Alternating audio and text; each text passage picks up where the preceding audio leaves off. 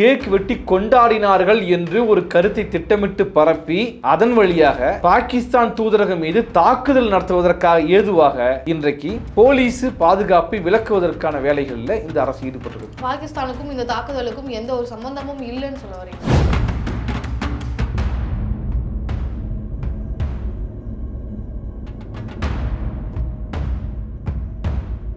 ஒரு RSSல இருந்து வந்தக்கூடிய நபர் வெளிப்படையாக மோடிக்கு தெரிந்து மோடியின் பதவி உயர்வுக்காக அடுத்த முறை வெல்ல வேண்டும், 2019க்கு பிறகு அவர் வெல்ல வேண்டும், 2வது முறை மீண்டும் பிரதமராக வர வேண்டும் என்பதற்காக திட்டமிட்டு நடத்தப்பட்ட தாக்குதல் என்ற உண்மையை சொன்னது யார்? அந்த மாலிக் என்று சொல்லக்கூடிய அந்த நபர் சொன்னார். நான் ஏன் சொல்ல வரேன்னா, அங்கே சம்பவம் 2:30 மணிக்கு பகல் நடைபெறுது. அடுத்த 1 மணி நேரத்தில் பேண்ட்டை உருவனாங்க, இந்துவான்னு கேட்டாங்க, எல்லா செய்தியும் எப்படி உங்களுக்கு கிடைச்சிச்சு? ஆனா என்ன உண்மையை சொல்றாங்கன்னா, அங்க நெட்வொர்க்கே கிடையாது, தகவலே தெரியாதுங்கிறாங்க. தகவலே தெரிய வாய்ப்பே இல்லை. மோடி உலகம் முழுக்க சுற்றுகிறார். குறிப்பாக ட்ரம்ப்பை பார்க்கறதுக்கு போனார். ட்ரம்ப்பை பார்ப்பதற்கு முன்பின நிலைமை, அதானிக்கு எதிராக ஒரு வாரண்ட் குற்றவியல் நீதிமன்றம் அமெரிக்காவில் வாரண்ட் போட்டிருந்தாங்க. ட்ரம்ப்பை பார்த்துட்டு வந்தோன்னா முதல்ல ட்ரம்ப் சொன்னது என்ன? அந்த வாரண்ட் நீக்கப்பட்டு. பிரச்சனையை புரிஞ்சுக்கோங்க. அதானியை காப்பாற்றுவது மோடியின் வேலை, மோடியை காப்பாற்றுவது அதானி வேலை.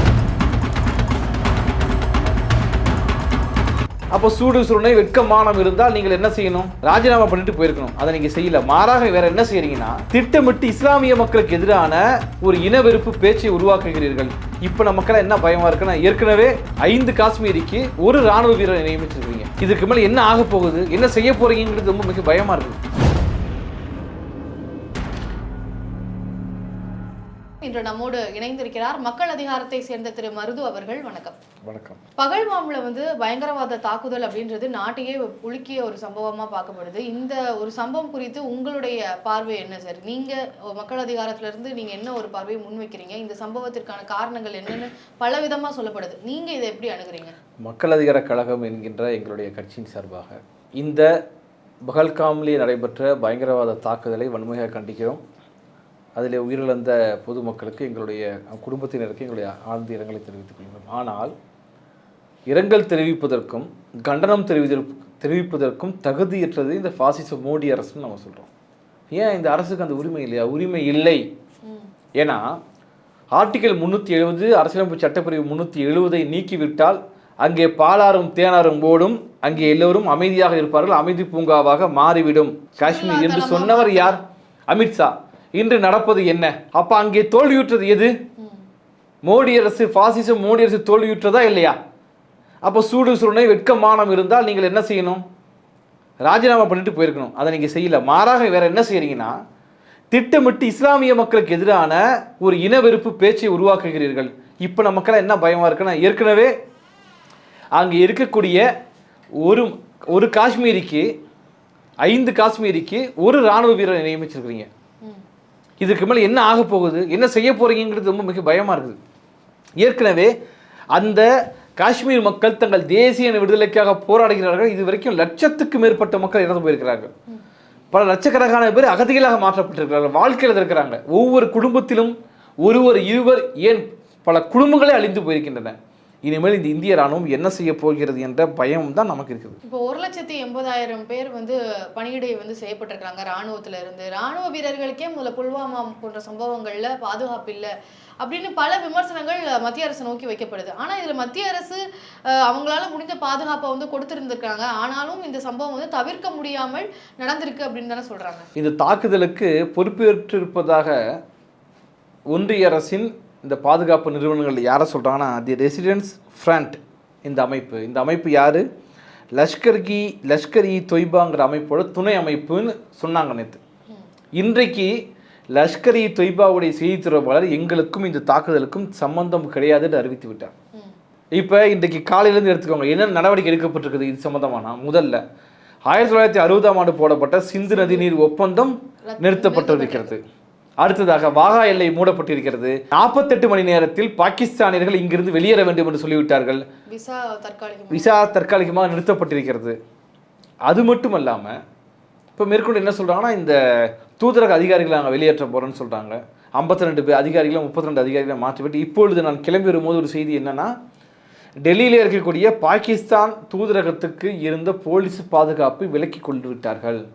என்ன காரணம்னு கேட்டாங்கன்னா, 26 பேர் இறந்து போனதை கேக் கொட்டி கொண்டாடினார்கள் அப்படின்னு ஒரு செய்தியை பரப்பி, யோசிச்சு பாருங்க, ஒரு நாட்டின் தூதரகம் இறந்து போன 26 பேர் இன்னொரு நாட்டில் இறந்து போனார்கள். அந்த நாட்டில் இருக்கக்கூடிய இன்னொரு நாட்டில் பாகிஸ்தான் தூதரகத்தை சேர்ந்தவர்கள் கேக் வெட்டி கொண்டாடினார்கள் என்று ஒரு கருத்தை திட்டமிட்டு பரப்பி, அதன் வழியாக பாகிஸ்தான் தூதரகம் மீது தாக்குதல் நடத்துவதற்காக ஏதுவாக இன்றைக்கு போலீஸ் பாதுகாப்பை விலக்குவதற்கான வேலைகளில் இந்த அரசு ஈடுபட்டிருக்கு. பாகிஸ்தானுக்கும் இந்த தாக்குதலுக்கும் எந்த ஒரு சம்பந்தமும் இல்லைன்னு சொல்ல வரீங்க? நான் என்ன கேட்குறேன், இதுக்கான காரணம் என்ன, யார் என்பதை சொல்ல வேண்டியது யார்?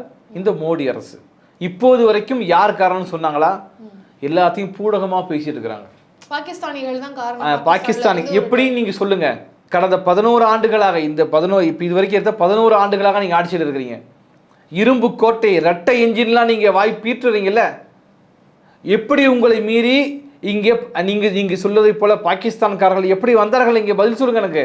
எப்படி வந்தாங்க? தேதி வந்து மோடி அவர்கள் வருவதாக சொல்லப்பட்டது, அவருக்குமே வந்து அச்சுறுத்தல்கள் வந்து கொடுக்கப்பட்டது, அவரையுமே மிரட்டி இருந்தாங்க. அதனாலதான் அந்த ஒரு மீட்டிங் வந்து கேன்சல். அதான் நான் சொல்ல வந்தேன். புல்வாமா தாக்குதல் நடந்தபோது இதை பாகிஸ்தான் துணை கொண்டு பயங்கரவாதிகள் செய்தார்கள் என்று சொல்லப்பட்டது. பல இராணுவ வீரர்கள் இறந்து போனார்கள். ஆனால் அந்த நேரத்தில் அந்த காஷ்மீருடைய ஆளுநராக இருந்த, துணைநிலை ஆளுநராக இருந்த மாலிக் என்பவர் பின்னாளில் மோடி என்னென்ன செய்தார், மோடிக்கு தெரிந்தேதான் புல்வாமா தாக்குதல் நடைபெற்றதுன்னு சொன்னாரா இல்லையா? இதை வெளியிருந்து சொல்ல ஒரு முஸ்லீம் சொல்லவில்லை, ஒரு இந்து, ஒரு ஆர்எஸ்எஸ்ல இருந்து வந்தக்கூடிய நபர் வெளிப்படையாக மோடிக்கு தெரிந்து மோடியின் பதவி உயர்வுக்காக அடுத்த முறை வெல்ல வேண்டும், 2019க்கு பிறகு அவர் வெல்ல வேண்டும், 2வது முறை மீண்டும் பிரதமராக வர வேண்டும் என்பதற்காக திட்டமிட்டு நடத்தப்பட்ட தாக்குதல் என்ற உண்மையை சொன்னது யார்? அந்த மாலிக் என்று சொல்லக்கூடிய அந்த நபர் சொன்னார். சரியா?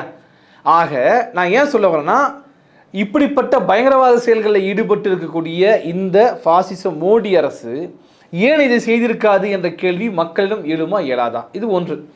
இரண்டாவது, கடந்த 19ஆம் தேதி மோடி அங்கே செல்வதாக இருந்தது. ஏன் ரத்து செஞ்சாங்க? மோடிக்கு மிரட்டல், அப்படின்னா தாக்குதல் நடைபெற போகுதுதான் பொருள். அப்ப தாக்குதல் நடைபெற போகிறது என்ற பொருள் வந்த போதும் கூட ஏன் அங்கே போலீஸ் பாதுகாப்பு நிறுத்தப்படவில்லை என்பதுதான் என்னுடைய கேள்வி.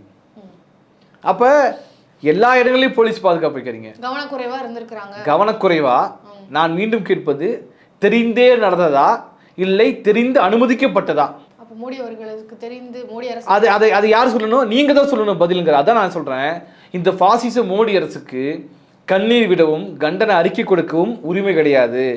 பதில் சொல் பாசிச மோடி அரசு, இந்த தாக்குதலுக்கு யார் காரணம் என்ற கேள்வியை நாம் எழுப்ப வேண்டியிருக்குது.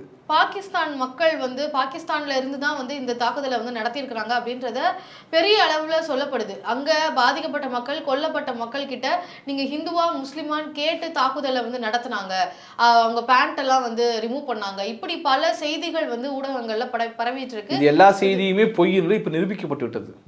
ஒரே ஒரு பெண் மட்டும் சொல்கிறார். அந்த பெண் சொல்லும் பொழுது பிஜேபியை சேர்ந்த அதிகாரி என்று சொல்லக்கூடிய இன்னொரு நபர் மதம் என்ன என்று கேட்டு கொண்டார்கள் சொல்லுங்கன்னு சொன்ன பிறகுதான் அந்த பெண் அப்படி சொல்கிறார். இந்த நிகழ்வும் இந்த செய்தியும் இப்பொழுது 1 மணி நேரத்துக்கு முன்னாடி வெளியே இருக்குது. பிரச்சனை என்ன? அந்த தாக்குதலில் பாதிக்கப்பட்ட ஒரு வயதானவர் சொல்கிறார், எங்கிருந்து சுட்டாங்கன்னே தெரியல, குண்டுமலை பொழிந்தது, இந்துவா முஸ்லிமான்னு கேட்டாங்க, எதுவும் கேட்கல, சுட்டுட்டு போயிட்டே இருந்துட்டாங்க, யாரையும் நாங்க பார்க்கல, வந்து கொல்லப்பட்ட எல்லாருமே வந்து இந்துக்களா இருக்கிறாங்க அப்படின்னு நம்ம சொல்லுது போய். அதுல ஒரு இஸ்லாமியரும் அடக்கம், ஒரு இஸ்லாமியர் அதான் சொல்ல வரேன். அது ஒரு இஸ்லாமியர் அடக்கம். அவர்களை காப்பாற்றியது யார்? இன்னும் பல பேர் சொல்றாங்க. நம்ம இன்னொரு ஒரு தமிழ்நாட்டை சேர்ந்த ஒரு பெண்ணாகட்டும், இன்னொருவர் கேரளாவை சேர்ந்த பெண்ணாகட்டும், கண்ணீர் மொழிக சொல்றாங்க, எங்களை இஸ்லாமிய சகோதரர்களை காப்பாற்றினார்கள் என்று. இப்போ அதுதான் சார், இஸ்லாமிய பொதுமக்கள் எல்லாருமே இந்த மாதிரியான செயல்ல இந்த மாதிரி ஆக்ரோஷமா செயல்படுவாங்கன்னு சொல்லல, அந்த மதத்துல வந்து வெறி பிடித்தவர்கள் தான் இப்படி செய்யறாங்க அப்படின்னு சொல்லி சில செய்தி. இப்ப அது சொல்வதற்கு தகுதி முதல்ல உங்களுக்கு இருக்கா? அப்படின்னா தகுதி எங்க நம்ம பார்க்கணும்? நாம காந்தி கொலையில இருந்து பார்க்கணும். காந்தி சுட்டவன் யார்? கோட்சே. கையில என்ன எழுதிட்டான்? இஸ்மாயில் பேர் எழுதிட்டான். ஏன்? உனக்கு யோக்கிய நேர்மை இருந்தால், திறமை இருந்தால், திண்மை இருந்தால், நான் ஒரு இந்து என்று சொல்லிவிட்டு, நான் ஒரு பார்ப்பனன் என்று சொல்லிவிட்டு சுட்டு கொள்ள வேண்டியதான காந்தியை. ஆனால் காந்தி சுட்டு கொண்டு கையில் எதுக்கு இஸ்மாயில் நீ எழுதுனீங்க? இந்து முஸ்லீம் கலவரம் வேண்டும் என்பதற்காக தானே. அதை ஒட்டி கலவரம் நடைபெறுச்சா இல்லையா? அப்போ இப்படிப்பட்ட ஒரு பின்னணி கொண்ட நான் மீண்டும் மீண்டும் ஒரு அரசு, இந்த அரசே காந்தி கொலையிலிருந்து அதுக்கு முன்னாடி நவகாலை கலவரத்துக்கு முன்னாடி இருந்து இந்த ஆர்எஸ்எஸ் உடைய பேக்ரவுண்டை நம்ம செக் பண்ணி எடுத்துட்டு வரணும். மாலேகான் குண்டுவெடிப்புக்கு குற்றவாளி யார்? பிரக்யா சிங் தாகூருக்கு அன்றைக்கு காங்கிரஸ் ஆட்சியில் இருக்கும்பொழுது என்ன சொன்னாங்க?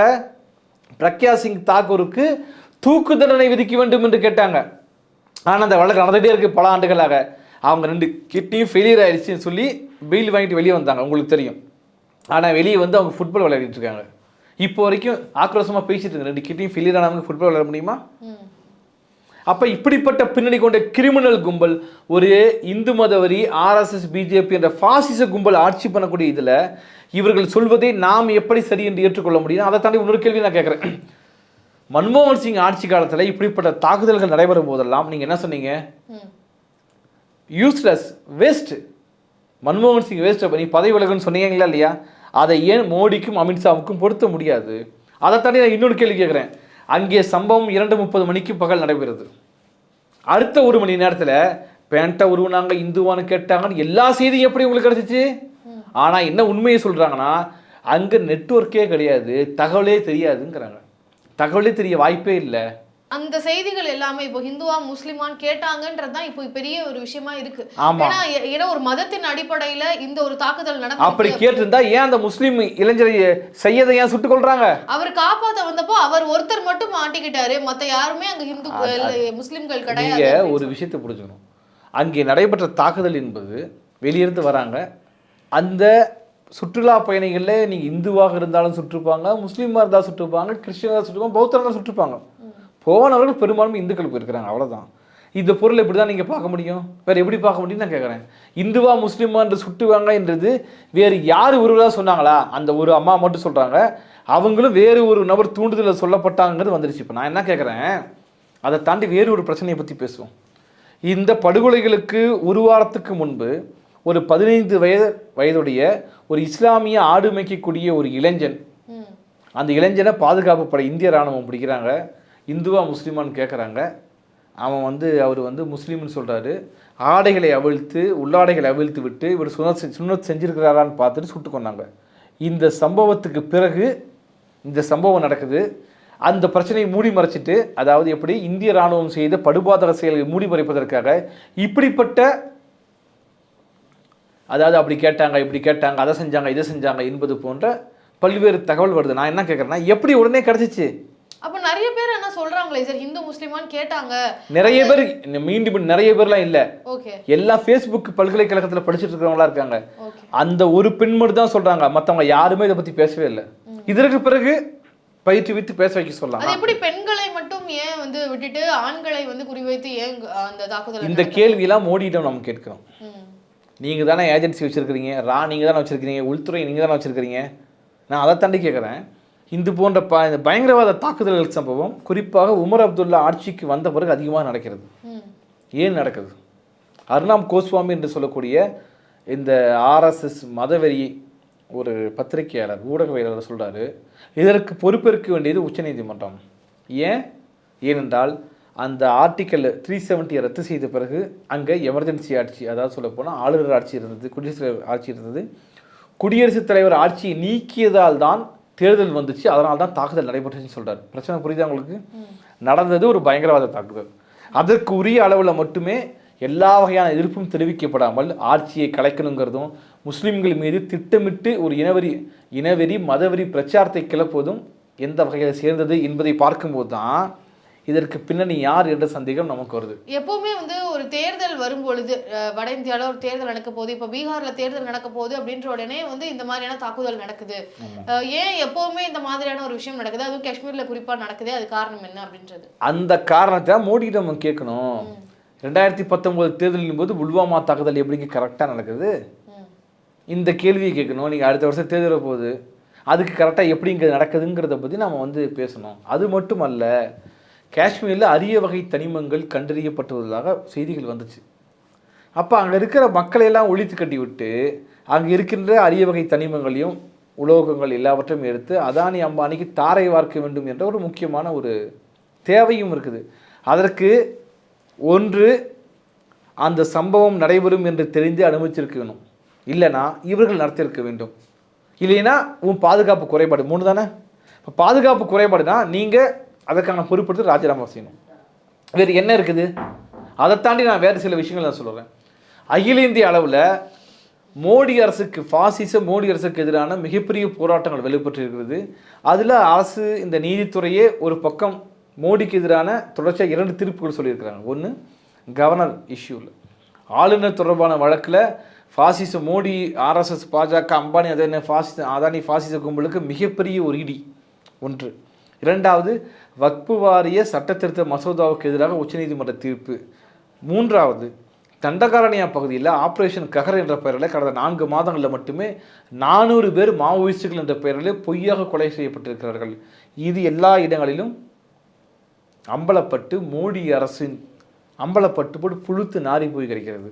அது மட்டுமல்லாமல் இந்த மணிப்பூர் கலவரத்துக்கு காரணமான ஒரு மோடி தான் என்று அனைவரும் பேசிவிட்டார்கள். பேசாதவர்கள் யாருமே கிடையாது. இப்போது வரைக்கும் மோடி அங்கே செல்லவில்லை.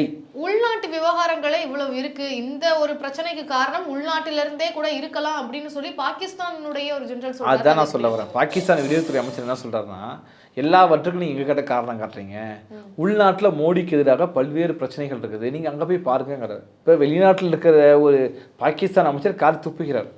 நான் மீண்டும் என்ன கேட்குறேன்னா, நான் இங்கே நடைபெற்றது என்ன காரணம் இன்னும் 2 நாள் ஆச்சு கண்டுபிடிக்க முடியல. இப்போ என்ன சொல்கிறாங்க, செயற்கைக்கோள் மூலமாக கண்டறியும் பணி நடைபெறுகிறதுன்னு ஒரு பக்கம் செய்தி போகுது.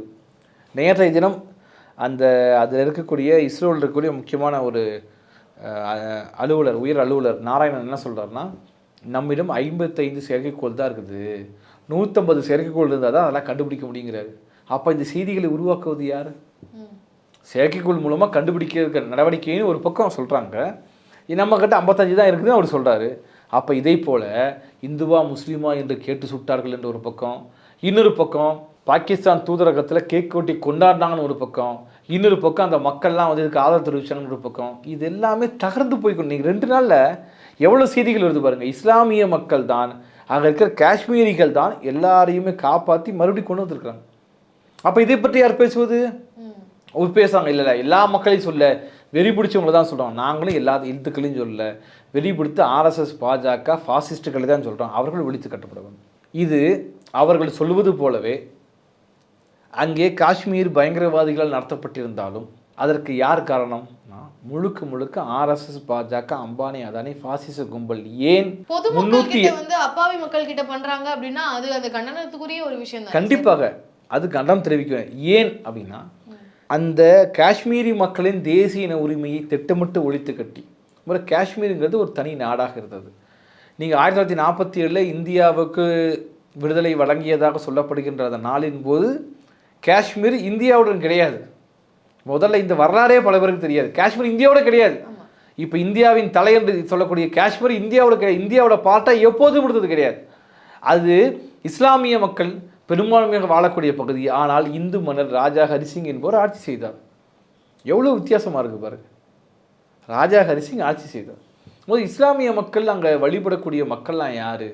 இன்னும் சில கேள்விகள். அங்கே பண்டிட்டுகளுக்கு சொந்தமான பூமி இது. இவங்க இஸ்லாமியர்கள்லாம் அதை பிடிச்சிக்கிட்டாங்க. நான் மீண்டும் சொல்கிறேன், 1990 தொடக்கத்தில் 1980களின் இறுதியில் நடைபெற்ற பண்டிட்டுகளுக்கு எதிரான சில தாக்குதல் நடைபெற்றது. அதை அங்கே இருக்கக்கூடிய இஸ்லாமியர்கள் கடுமையாக எதிர்த்தார்கள். அது மட்டுமல்லாது சில குடும்பங்கள், பண்டிட் குடும்பங்கள் காஷ்மீர்லேருந்து வெளியேறினார்கள். அவர்கள் சொத்துக்களை பாதுகாத்து அவர்கள் சில 10 வருடங்கள் கழித்து வரும்போது கூட சொத்துக்களை பாதுகாத்து கொடுத்தவர்கள் இஸ்லாமியர்கள், காஷ்மீர்கள். நான் மீண்டும் காஷ்மீர் மக்களுடைய உணர்வு வேறன்னு சொல்கிறேன். நான் அங்கே ஒரு ஐஸ்லிங்கம் இருக்குது அமர்நாத்தில், அதை கண்டுபிடிச்சி சொன்னது யாருங்க? அங்கே ஆடு மேய்த்து கொண்டிருந்த ஒரு இஸ்லாமிய பெரியவர் தான். ஏன் கண்டுபிடிச்சி சொல்கிறாங்க? அங்கே காஷ்மீரில் இருக்கக்கூடிய முஸ்லீமில் ஒரு வகை இருக்கிறாங்க, அவங்க ஆட்டு பால் கூட குடிக்க மாட்டாங்க, பியூர் சைவமாக இருப்பாங்க. நான் ஏன் சொல்கிறேன்னா, அந்த மக்களுடைய பண்பாட்டை பற்றி நீங்கள் புரிஞ்சுக்கணும். காஷ்மீர் பண்டிட்டுன்னு சொல்கிறாங்க இல்லைங்களா, பண்டிட்டுகள்னு ஒரு குரூப் இருந்தாங்க, மாற்று கருத்து இல்லை. ஆனால் இன்றைக்கி பல பேர் திட்டமிட்டு குடியமர்த்தப்படுகிறார்கள். ஜம்மு காஷ்மீர் விடுதலை முனை JKLFன்னு சொல்லக்கூடிய அமைப்பு பண்டிட்டுகளும் இஸ்லாமியர்களும் ஒன்றாக வாழ வேண்டும் என்று சொல்லக்கூடிய அமைப்பு. அவங்க ஏதோ இது முஸ்லீம்களுக்கு பிரச்சனை, இது இஸ்லாமியர்கள் இந்துக்கள் பிரச்சனை கிடையாது, பண்டிட் பிரச்சனை கிடையாது, அது தேசிய இன பிரச்சனை. பண்டிட்டுகளும் காஷ்மீர் தேசிய இனம்தான். சார் இப்போ பாகிஸ்தான்ல இருந்து தான் இதை செஞ்சாங்க அப்படின்றத நீங்க மறுக்கிறீங்க. அங்கேயும் அந்த இடத்துலயுமே வந்து அவங்களும் நாங்க பண்ணலன்றத சொல்லிட்டாங்க. ஆனா இப்போ யார் செஞ்சாங்க அப்படின்ற ஒரு கேள்வியானது நான் வருது. பாகிஸ்தான் செய்தார்களா என்பதை நான் மறுக்கல. அது நமக்கு தெரியாது. சொல்ல வேண்டியது மோடி அரசு. ஆனால் மோடி அரசு அதையெல்லாம் சொல்லாம வாகா எல்லையை மூடுறாங்க, 48 மணி நேரத்தில் வெளியேறுங்கன்னு சொல்றாங்க. சிந்து நதியோ ஏன் கண்டுபிடிச்சான்னு சொல்லி, ஏன்னா அதை மட்டும் சொல்ல மாட்டேங்கிறான். இந்த நடவடிக்கைகள்லாம் எப்படி பாக்குறீங்க சார்? இத்தனை நடவடிக்கைகள் இந்த ஒரு இதுக்கு சம்பவத்துக்கான பேர் நடவடிக்கையான்னு நடவடிக்கைகள் கேட்குறேன். சொல்றாங்க. நான் கேட்கறது யார் சுட்டாங்கன்னு யார் கண்டுபிடிச்சு சொல்ல வேண்டிய ஒரு அரசு வாகா எல்லையை மூடுவதற்கு இதற்கு என்ன தொடர்பு? நான் என்ன கேட்குறேன்னா, வேறு ஒரு நாட்டுக்கு தொடர்பு இருக்குதுன்னு தொடர்பான ஆவணங்கள் எதையுமே இதுவரை மோடி காட்டல. அதை நீங்கள் புரிஞ்சுக்கணும். பாகிஸ்தான் தான் செஞ்சதுங்கிறதுக்கான ஆவணம் எதையுமே காட்டல. காட்டுறதுக்கு முன்னாடி எல்லா நடவடிக்கையும் நடத்த முடிஞ்சிச்சு. இப்போ அம்பானி அவர்களுக்காக வந்து இந்த ஒரு விஷயம் வந்து செய்யப்பட்டிருக்கு அப்படின்ற மாதிரி நீங்க சொல்றீங்க. அம்பானி அவர்களுக்கு அந்த இடத்துல கனிம வளம் இருக்கு. ஆமாம், அம்பானிக்கும் அதானிக்கும் ஒட்டுமொத்த நாட்டை தாரை வார்ப்பது தான் இந்த மோடி அமித்ஷாவுடைய மிக முக்கியமான பணி. நான் வெறுப்புணர்வுலேயே பேசல, ஒரு உண்மையை சொல்கிறேன். மோடி உலகம் முழுக்க சுற்றுகிறார். குறிப்பாக ட்ரம்ப்பை பார்க்கறதுக்கு போனார். ட்ரம்ப்பை பார்ப்பதற்கு முன்பின நிலைமை, அதானிக்கு எதிராக ஒரு வாரண்ட் குற்றவியல் நீதிமன்றம் அமெரிக்காவில் வாரண்ட்டை போட்டிருந்தாங்க. ட்ரம்ப்பை பார்த்துட்டு வந்தோடனே முதல்ல ட்ரம்ப் சொன்னது என்ன? அந்த வாரண்ட் நீக்கப்பட்டு விட்டது. பிரச்சனையை புரிஞ்சுக்கோங்க. அதானியை காப்பாற்றுவது மோடியின் வேலை, மோடியை காப்பாற்றுவது அதானி வேலை. என்னங்க வித்தியாசமாக சொல்கிறீங்க? எடுத்துக்காட்டு நான் சொல்கிறேன். தேசியவாத காங்கிரஸ் கட்சியை உடைத்த அந்த முதல் கூட்டத்தில் கலந்து கொண்டவர் அதானி. நமக்கு எல்லாருக்கும் தெரியும். ஆக அதானி வேறு, ஆர்எஸ்எஸ் வேறு அல்ல. அதான் நாங்கள் மக்கள் அதிகார கழகம் என்ன சொல்கிறோம்னா, ஆர்எஸ்எஸ் பாஜக, அம்பானி அதானி ஃபாசிசம் நம்ம சொல்கிறோம். அப்போ நான் இதில் இன்னொன்று உங்களுக்கு சொல்கிறேன். எல்லாத்தையும் ரத்து பண்ணிட்டீங்கல்ல. அம்பானி அதானியின் முதலீடுகள் பாகிஸ்தானில் இருக்கிற முதலீடுகள் ஏன் திரும்ப பெறவில்லை? அப்படின்னா தேச துரோகி யாரு? அம்பானி அதானி தேச துரோகி தானே, தூக்கில் போடலாமா? அது எப்படி சாத்தியமாகும் சார்? முதலீடு அது சாத்தியம் உள்ளதானே? அப்போ அது நான் என்ன சொல்கிறேன், நீங்கள் தானே அது எதிர் நாடு அறிவிச்சிட்டீங்க. ஒரு நாட்டோட உறவே தேவைங்க. சிந்து நதி ஒப்பந்தத்தையும் ரத்து பண்ணிட்டீங்க. குடிக்கிற தண்ணி எல்லாத்தையும் ரத்து பண்ணீங்க. அப்போ எவ்வளோ முக்கியமான எந்த சான்றுகளும் கூட கிடைக்கல. அந்த நாட்டிலேருந்து செஞ்சாங்களா, போனாங்களா? நான் பாகிஸ்தானுடைய ஹேண்ட் இல்லைன்னு நான் சொல்ல மாட்டேன். ஏன்னா இந்தியாவில் நடக்கக்கூடிய பல்வேறு தாக்குதலுக்கு பாகிஸ்தான் ஹேண்ட் கை இருக்க வாய்ப்பும் உள்ளது. பாகிஸ்தானில் நடைபெறக்கூடிய பல்வேறு பயங்கரவாத தாக்குதலுக்கு இந்தியாவோட தொடர்புக்கும் வாய்ப்பு இருக்குது. நான் இல்லைன்னு சொல்ல விரும்பல. ஆனால் ஆதாரம் எதையுமே நீங்கள் வெளியே காட்டாமல் எடுத்த உடனே இந்த தூதரக நடவடிக்கை அது எல்லாம் எவ்வளோ போகிறீங்க நீங்கள்? அப்போ அம்பானியை கூப்பிடுங்க, அதானியை கூப்பிடுங்க, உங்களுடைய மூலதனத்தை திரும்ப பெறுங்கள் என்று ஏன் சொல்லலாம்ல? நான் இப்போ வரைக்கும் சொல்கிறேன், பாகிஸ்தானில் அதிகப்படியான மூலதனம் போட்டதில்லை வெளிநாட்டுக்காரர்களை அம்பானி நம்பர் 1 இடத்துல இருக்கிறார். அதானியே அம்பானியும் தூக்கில் போட்டு விடலாமா? பதில் சொல்லணும். இதுக்கு பதில் சொல்ல வேண்டியது மோடி தான். ஆகவே நாங்கள் மீண்டும் மக்கள் அதிகார கழகம் என்ன சொல்கிறோம்னா, கண்ணீர் விடவோ கண்டன அறிக்கை விடவோ ஆர்எஸ்எஸ் பாஜக அம்பானி அதான ஃபாசிச கும்பலுக்கு ஒருபோதும் தகுதி கிடையாது. எங்களுக்கு பதில் சொல்லுங்கள். ரேர் எர்த் எலிமெண்ட்ஸ், அரிய வகை தனிமங்கள் இருப்பதாக கண்டறியப்பட்ட பின்னர் தாக்குதல் ஏன் நடைபெறுகிறது? கிட்டத்தட்ட 2014 2025 வரைக்கும், 2014 2025 வரைக்கும் 11 ஆண்டுகளில் மன்மோகன் சிங் ஆட்சியில் இருந்ததை விட அதிகமான பயங்கரவாத தாக்குதல்கள் ஏன் நடைபெறுகின்றன? தேர்தல் வரும்பொழுதும் மோடிக்கு நெருக்கடிகள் ஏற்படும் போது மட்டும் அதிகப்படியான தாக்குதல்கள் ஏன் ஜம்மு காஷ்மீரில் நடைபெறுகின்றன? காஷ்மீரில் நடந்த இந்த ஒரு தாக்குதலுக்கு பின்னாடி மக்கள் இன்னும் எந்த அளவுக்கு பாதிக்கப்படுவாங்க? நான் சொன்னேன் இல்லையா, 5 பேருக்கு ஒருவர் ராணுவ வீரர் இருக்கிறார், இன்னும் அதிகரிப்பாங்க. ஏற்கனவே அங்கே பார்த்தோன்னா அந்த மக்களுடைய பாலஸ்தீனத்தை ஒரு மினி பாலஸ்தீனத்தில் நடைபெறுவதைப் போல அங்கே தாக்குதல் கிட்டத்தட்ட 1950க்கு பிறகுலேருந்து நடைபெற்று இருக்குது. மிக தீவிரமாக. இப்போ 1983 இப்போ எடுத்துக்கிட்டோம்னா இடத்துல 1 லட்சம் பேர் கொலை செய்யப்பட்டிருக்காங்க. 1 லட்சம் பேர் கொலை செய்யப்பட்டாங்கன்னா நீங்கள் அதை யோசித்து பார்க்கணும். அங்கே இருக்கிற மக்கள் தொகையில் 1 லட்சம் பேரில் கொலை செய்யப்பட்டிருக்காங்க. காணாமல் போன எத்தனையோ பேர். ஒரு அரசு பயங்கரவாதத்தை, எத்தனை பெண்கள் பாலியல் வன்புணர்வு செய்யப்பட்டிருக்கிறார்கள், எத்தனை குழந்தைகள் கொலை செய்யப்பட்டிருக்கின்றன. இதான் நான் சொன்ன பிறகு போன வாரம் கூட ஒரு இஸ்லாமிய இளைஞன், 14 வயது இளைஞனை ஆடைகளை அவிழ்த்து முஸ்லீம் என்று, இஸ்லாமியன் என்று தெரிந்த பிறகு, அதை தெரிந்து வைத்து கொண்ட பிறகு சுட்டுக் கொண்டிருக்கிறார்கள். எத்தனை ஆடு மேய்ப்பவர்களை சுட்டுக் கொண்டு விட்டு இவர்கள்லாம் பயங்கரவாதிகள் சொல்லியிருக்கிறாங்க. இந்த கணக்கெல்லாம் ஏற்கனவே அம்பலமாகி போன விஷயங்கள் தான். இந்த மாதிரியான ஒரு கொடூரமான தாக்குதல் குறித்து பல விஷயங்கள் உங்கள் பார்வையிலிருந்து எங்ககிட்ட பகிர்ந்துகிட்டதுக்கு மிக்க நன்றி. நன்றி.